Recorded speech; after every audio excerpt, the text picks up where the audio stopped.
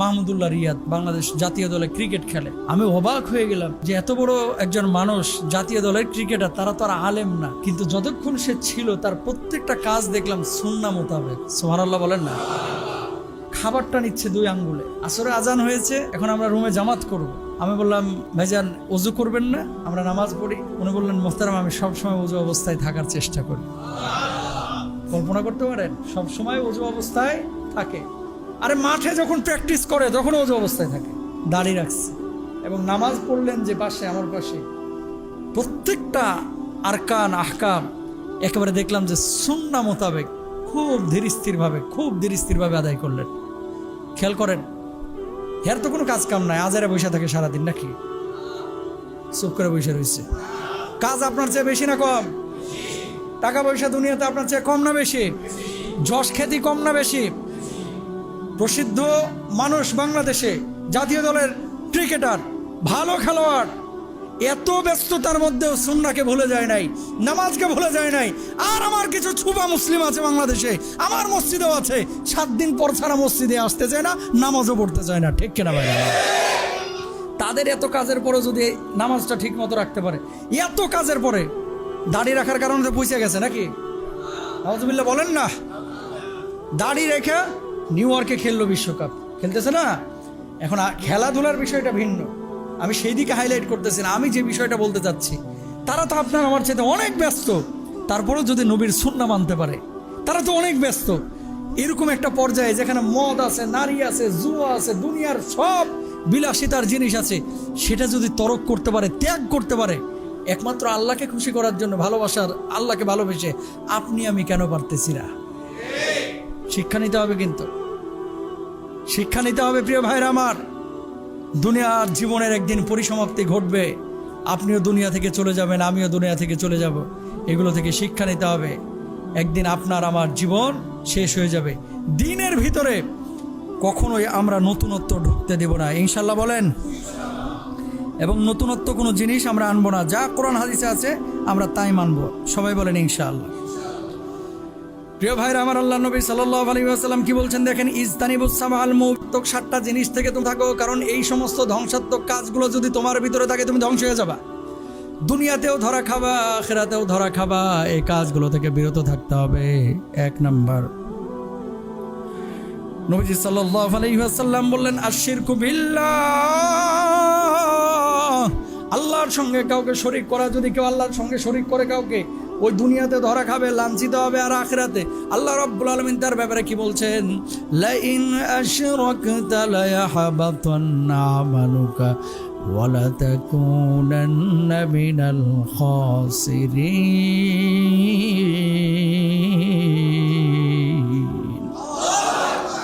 যদি তুমি শিরিক করো তাহলে তোমার সমস্ত আমলগুলো বরবাদ হয়ে যাবে। আল্লাহ রাব্বুল আলামিন এই যে উটের উপমা দেন, পিপিলিকার উপমা দেন, লোহার উপমা দেন, এগুলো দেওয়ার একটাই উদ্দেশ্য হচ্ছে মানুষ আল্লাহকে চিনুক, আল্লাহর গোলামি করুক। আল্লাহ খাওয়ায়, আল্লাহ পড়ায়, গোলামি দাসত্ব ইবাদত হবে একমাত্র আল্লাহর জন্য, কোনো মাজারের জন্য না, কোনো পীর পূজার জন্য না, কোনো বাবা পূজার জন্য না, কোনো হুজুর পূজার জন্য না। ঠিক কিনা? একমাত্র ইবাদতের মালিক যিনি, তিনি কে?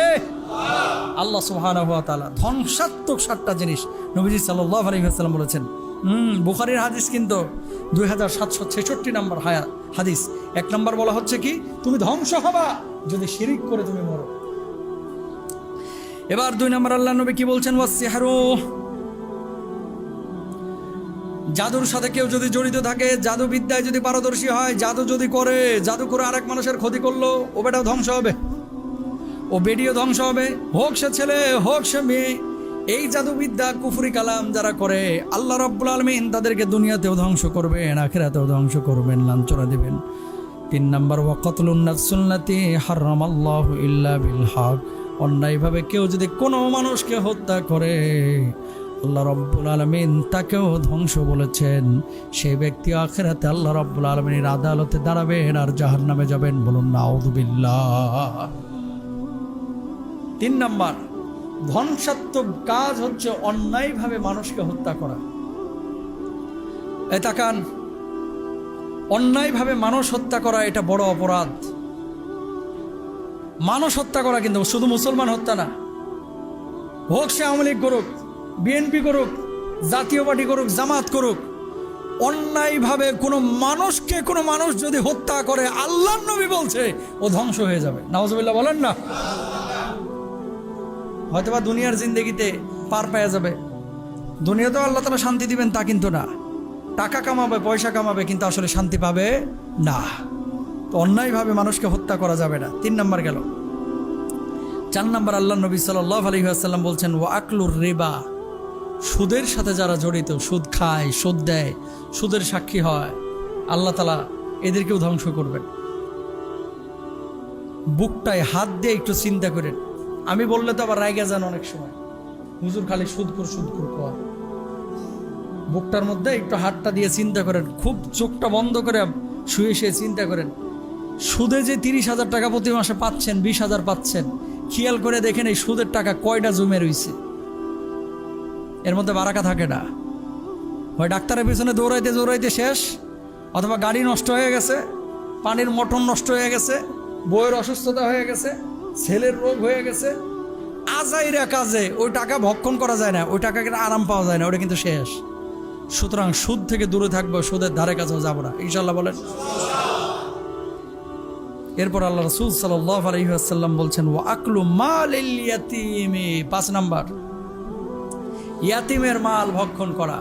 আহা, ইয়েতিম যখন বাপ মারা যায়, মা মারা যায়, যদি সম্পদ থাকে, অনেকেই লোলুপ দৃষ্টি, শকুনের নজর ওই সম্পদের উপরে ফেলে, আছে না নাই? যদি দেখে যে প্রভাব প্রতিপত্তি নাই, বাপ মা মারা গিয়েছে, চাচাদের অতটা হেডম নাই, বাপের ছিল আর কি, বাপ মারা গিয়েছে, কিছু লোক আছে টার্গেট নেয় যে এর সম্পদটা দখল কেমনে করা যায়, ঠিক কিনা? এতিম তো আল্লাহ নবী বলছেন এতিমের সম্পদ ভক্ষণ করলো, মূলত সম্পদ ভক্ষণ করলো না, ও জাহান্নামের আগুন পেটের মধ্যে ভরল। জোরে বলেন নাউজুবিল্লাহ। এতিমের মাথায় যে পরিমাণ পশম আছে, আল্লাহ সুবহানাহু ওয়া তাআলা সে পরিমাণ সওয়াব আপনাকে দান করবেন যদি সেই এতিমকে আপনি একটু সহানুভূতি দেখান, ভালোবাসা দেখান। মনে রাখবেন, এতিমকে আপনি ঠগাইতে পারেন, কিন্তু আল্লাহকে আপনি ঠগাইতে পারবেন না। আল্লাহ কিন্তু সবকিছু দেখতেছেন। আপনি মনে করতেছেন আপনি জিতছেন, আসলে আপনি জিতেন না, আপনি হারছেন, ঠিক কিনা? সুতরাং কখনো ইয়াতিমের সম্পদ ভক্ষণ করবেন না। তারপর আল্লাহ রাসূল বলছেন ওয়াত্তাওয়াল্লাহ ইয়াউমাজ জাহফি, যুদ্ধের ময়দান থেকে কেউ যদি পলায়ন করে,